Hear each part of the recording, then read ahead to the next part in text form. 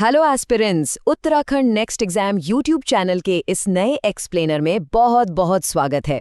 आज हम टारगेट कर रहे हैं पशुधन प्रसार अधिकारी परीक्षा के एक बेहद स्कोरिंग टॉपिक को, प्लांट फिजियोलॉजी यानी पादपकारी की।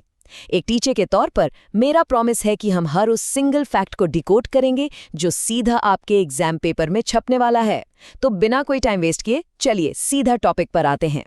आज के हमारे मेन फोकस एरियाज रहेंगे पानी के अवशोषण के सिद्धांत, एपोप्लास्ट और सिम्प्लास्ट रास्ते, वाष्पोत्सर्जन या ट्रांसपिरेशन का खिंचाव, लेविट का मशहूर K+ पंप सिद्धांत और लास्ट में खनिज पोषण और उनका ट्रांसपोर्ट। ये सारे टॉपिक्स इस एग्जाम के लिए लिटरली गेम चेंजर है। तो चलिए बिल्कुल जड़ों से शुरू करते हैं।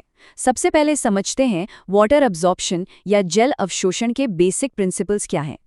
एग्जाम पॉइंट ऑफ व्यू से एक्टिव और पैसिव अवशोषण का डिफरेंस बहुत क्रूशियल है। देखिए, एक्टिव एब्जॉर्प्शन में पौधे को अपनी खुद की एटीपी एनर्जी खर्च करनी पड़ती है और ये रूट प्रेशर से चलता है।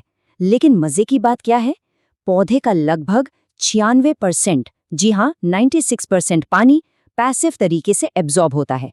इसमें कोई एनर्जी वेस्ट नहीं होती और ये ट्रांसपिरेशन पुल की वजह से बहुत ही फास्ट होता है। अब पानी रूट हेयर्स ने सोख तो लिया, पर जाइलम तक पहुंचने के लिए ये दो अलग अलग रास्ते लेता है। आइए देखते हैं एपोप्लास्ट और सिम्प्लास्ट मार्ग को। पहला रास्ता है एपोप्लास्ट पाथवे। ये सेल वॉल और डेड स्पेस के बीच से होकर निकलता है। चूंकि ये निर्जीव जगह है तो पानी बिना किसी रुकावट के बहुत स्पीड में आगे भागता है। दूसरा है सिम्प्लास्ट पाथवे। इसमें पानी को सजीव साइटोप्लाज्म के अंदर से होकर गुजरना पड़ता है, तो जाहिर है ये रास्ता थोड़ा स्लो होता है। इसे याद रखने की एक सुपर सिंपल ट्रिक है। एपोप्लास्ट मतलब डेड स्पेस और फास्ट मूवमेंट, और सिम्प्लास्ट मतलब लिविंग स्पेस और स्लो मूवमेंट। बस इतना याद रखना है।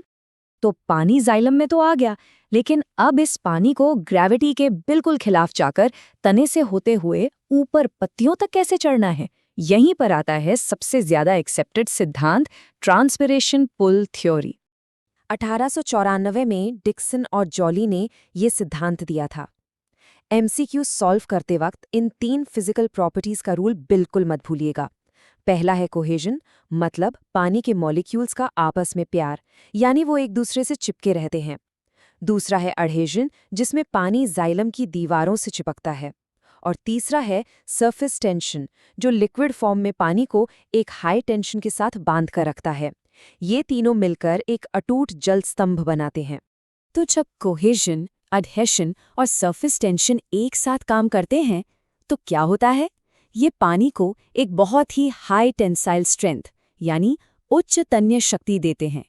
इसी स्ट्रेंथ की वजह से गुरुत्वाकर्षण के इतने भारी विरोध के बाद भी पानी का ये कॉलम टूटता नहीं है और एक बहुत ही मजबूत खिंचाव के साथ सीधा ऊपर चढ़ता चला जाता है। अब पत्तियों की तरफ चलते हैं और उस मेन पावर को देखते हैं जो इस पूरे सिस्टम को ऊपर की तरफ खींच रही है।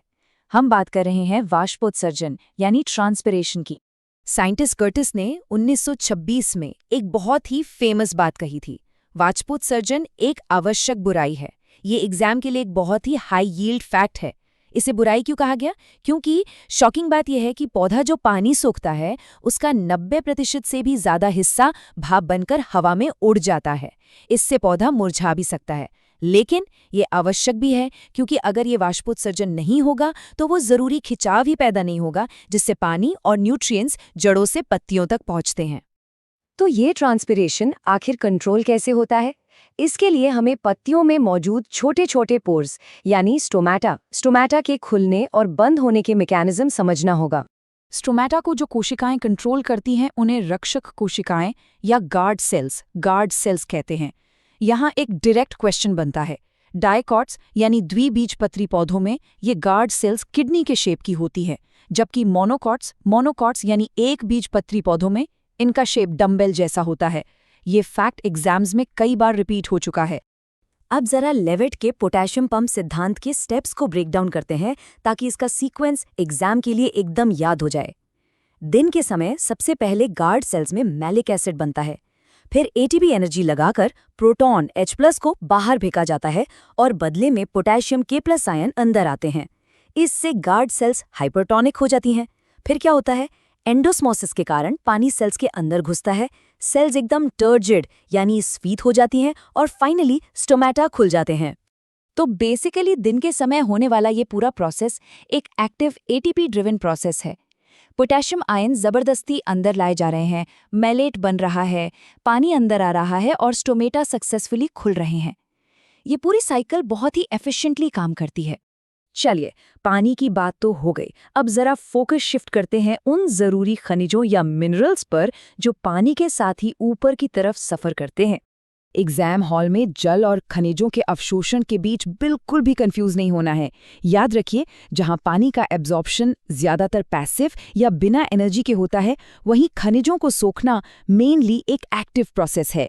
इसमें आयनों को उनके कॉन्सेंट्रेशन ग्रेडियंट के बिल्कुल खिलाफ जाकर जड़ों में पंप किया जाता है, जिसके लिए पौधे को अपनी एटीपी एनर्जी खर्च करनी ही पड़ती है।